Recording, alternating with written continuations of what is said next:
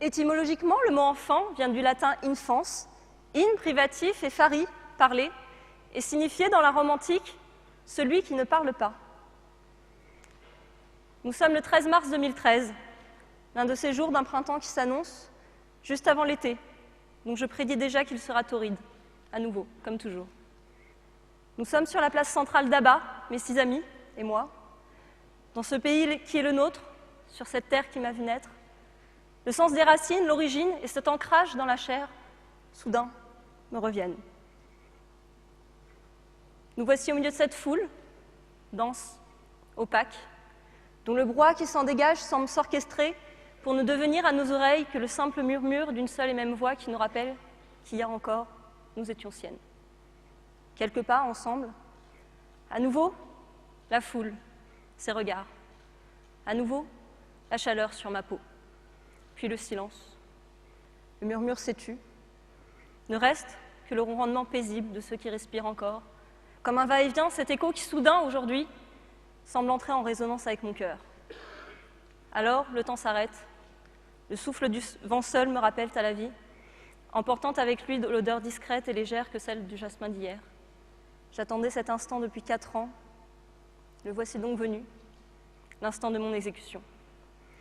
Nous sommes le 13 mars 2013, je m'appelle Ali El-Chéri et j'avais 15 ans lorsque l'Arabie Saoudite décida de mettre fin à ma vie.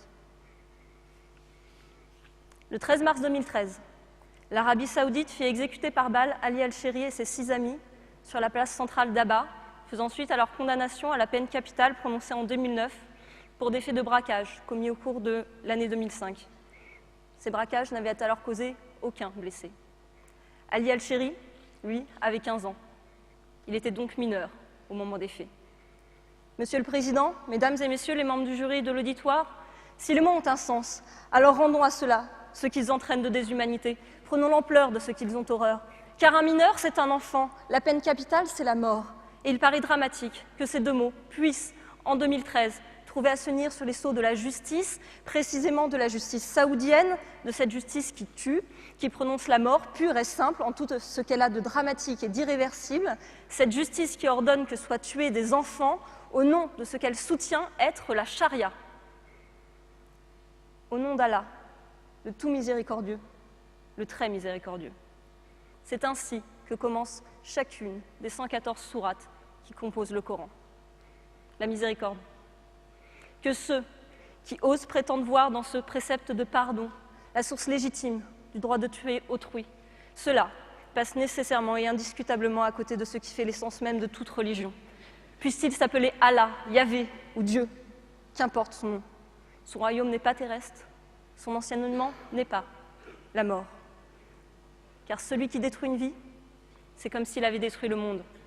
Sourate Enda, verset 32, le Coran, à nouveau. Et si cela ne convient pas, j'en ferai appel à Voltaire, qu'il sorte de son tombeau et vienne rappeler à la conscience de chacun ce qui pour lui ne fut que l'opium d'un peuple soumis, cette religion qui n'en est plus une, dès lors qu'elle recouvre les vêtements noirs du bourreau et recouvre du linceul du dogme sa macabre mission. L'Arabie Saoudite, pourtant, n'est pas dénuée de réflexion sur la foi. Ainsi, face à la pénurie de bourreaux que connaît le royaume, les gouverneurs des provinces ont été informés par le ministère de l'Intérieur qu'il était désormais possible de recourir à l'exécution par balle, celle-ci ne pouvant être considérée comme contraire à la charia. Ali El-Chéri ne fut effectivement pas décapité par sabre, mais bien exécuté par balle. C'est aussi conformément à la charia qu'il fut condamné à mort, celle-ci étant la peine encourue pour des faits de braquage à main armée, mais également en cas de sorcellerie, d'adultère, de sodomie, d'homosexualité ou d'apostasie. Jamais le fait qu'Ali El-Chéri fut un enfant, un gamin, ne fut pris en considération, et ce, en dépit du fait que l'Arabie Saoudite soit pourtant signataire depuis le 26 janvier 1996 de la Convention de New York relative aux droits de l'enfant. Les jours précédant son exécution, l'ONU sollicita de l'Arabie Saoudite sa plus grande clémence, notamment en raison de fortes présomptions de violation des principes fondamentaux inhérents au droit à un procès équitable. Le rapporteur spécial des Nations Unies contre la torture, M. Mendes, exprima également sa profonde préoccupation face à des allégations faisant état d'actes de torture, de mauvais traitements en détention, et d'aveux obtenus sous la contrainte. En réponse, l'Arabie saoudite décida de surseoir à l'exécution d'Ali al-Chéri et de ses 6 camarades afin de mieux préparer l'application du verdict.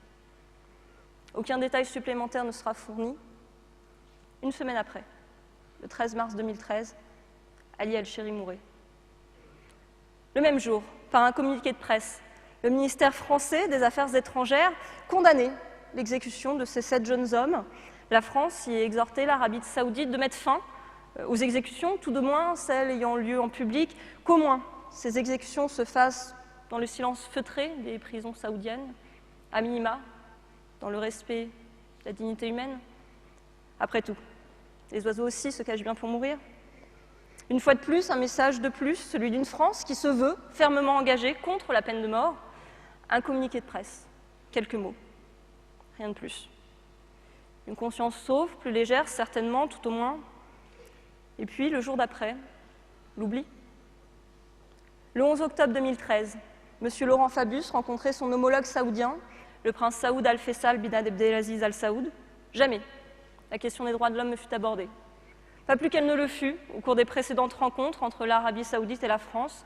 4 rencontres pour la seule année 2013. Pas un seul mot pour Ali al-Chéri et les autres. Ainsi, ce qui fut hier la nation des droits de l'homme semble aujourd'hui s'incliner sous le drapeau de l'or noir. L'économie a ses raisons, que le cœur, lui, se devrait d'ignorer. D'aucuns soutiendront que nous n'y pouvons rien.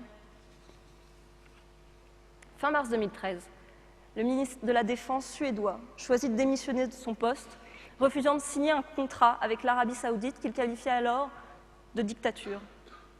L'Arabie saoudite était et reste pourtant l'un des partenaires économiques les plus importants de la Suède. Alors des solutions, il y en a. Il faut qu'il y en ait.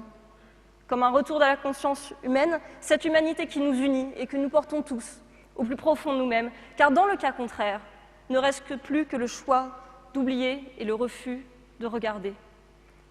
Oublier que fermer les yeux, c'est accepter, que ne rien dire, c'est laisser faire. Alors, si les mots ont encore un semblant de sens dans un monde de l'image, il nous appartient de nous engager fermement à rejeter, avec toute l'énergie de la jeunesse et du désespoir, tout compromis sur le prix de la vie humaine. Voilà quelque chose qui jamais ne trouvera à se négocier, j'en fais le vœu solennel.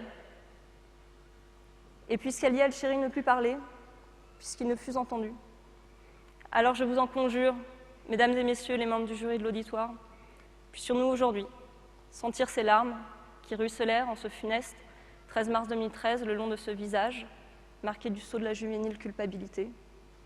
Ce jour-là, elles étaient celles du monde.